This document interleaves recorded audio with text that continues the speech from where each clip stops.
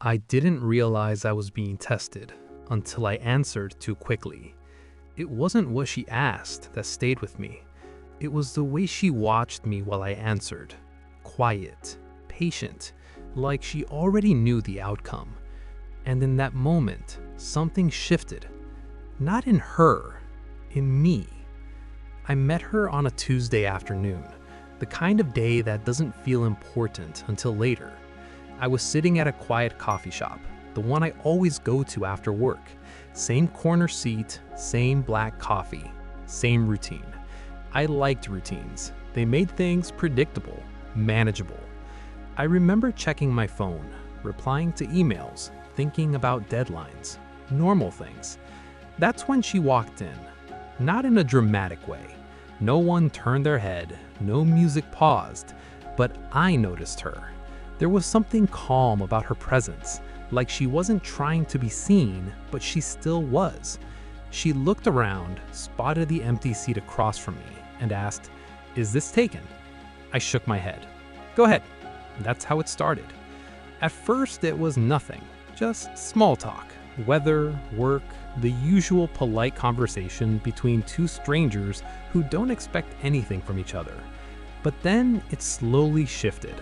She asked better questions, not the kind people ask to fill silence, but the kind that make you pause for a second before answering.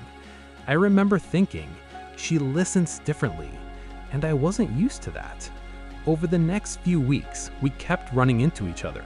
Same place, same time. At some point, it stopped feeling like a coincidence. We started sitting together regularly. She was younger than me, not by a little, but enough that I noticed it in the way she spoke about things, the way she questioned ideas I had already accepted as just the way life works. At first, I assumed she was just curious, maybe even a little idealistic. But then I started noticing something else. She didn't argue, she observed, and more importantly, she watched how I responded.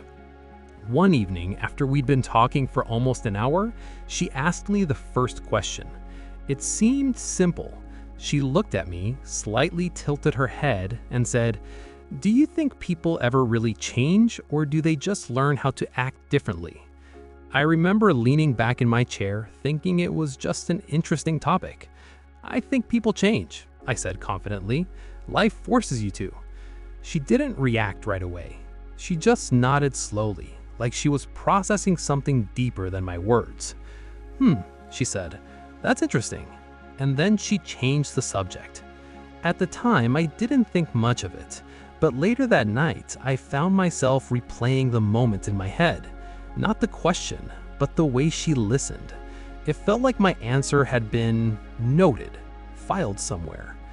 After that, I started paying closer attention, not to her words, but to her silence. There were moments when she'd ask something, and instead of responding immediately, I'd hesitate. And every time I did, I'd notice it. She'd soften slightly, like she appreciated the pause. And that's when I realized something uncomfortable. I had a habit of answering too quickly, like I needed to prove something. Certainty, confidence, control. I wasn't really thinking, I was reacting. And she saw that. A week later, she asked the second question. We were walking outside this time, just after sunset. The streetlights had just come on and everything felt quieter than usual. Out of nowhere, she said, "What do you do when someone disappoints you?" I laughed lightly. "Depends on the situation." She stopped walking and looked at me. "No," she said softly. "I mean, really, what do you do?" I felt something shift. This wasn't small talk. I looked ahead, trying to find the right words. I guess I paused. "I'm not sure. I've never really thought about it that way." She held my gaze for a second longer than usual. Then she nodded. "Yeah," she said. "Most people do." And again, she didn't elaborate. That night, I didn't sleep well. Not because of her, but because of what I realized. Both questions had something in common. They weren't about opinions, they were about patterns. How I saw people, how I handled emotions, how I responded when things didn't go my way. Those were the real tests. and most of them weren't spoken out loud. That's when it hit me. She wasn't attracted to confidence. She was testing for something deeper: emotional stability, self-awareness, patience, things that don't show up in surface-level conversations. And I started wondering, how many times had I misunderstood confidence for maturity? The next time we met, something had changed.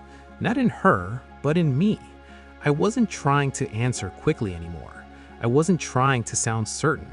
I was listening to myself think. At one point, she asked me something small, something I normally would have answered instantly. But I paused, and I said, "I'm not sure. I've never really thought about it that way." For the first time, she smiled differently. Not politely, not casually, but like something had finally aligned. That's when I understood the real test. It wasn't about the right answers. It was about how you handled the space between the question and the answer. Did you rush to fill it, or could you sit with it? Could you be uncertain without feeling uncomfortable? Could you reflect instead of react?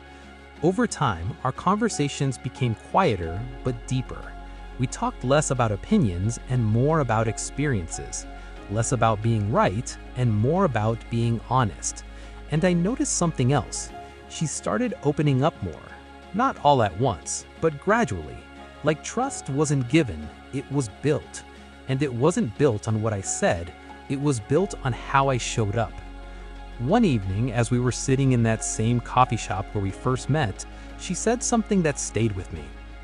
"You know," she said, "most people think they're being tested, but they're really just being observed." I looked at her, waiting for her to continue. She added, "They try to say the right things, but the truth always shows up in how they respond under pressure, or uncertainty, or silence." I didn't say anything, because for the first time, I understood. I used to think being an older man meant having answers, having direction, certainty, control. But what I learned from her was different. It's not about having answers, it's about how you handle not having them, how you sit with discomfort, how you respond to disappointment, how you treat people when things don't go your way.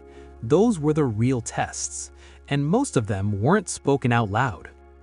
Looking back now, those two questions changed more than I expected. Not because they were complicated, but because they revealed something simple.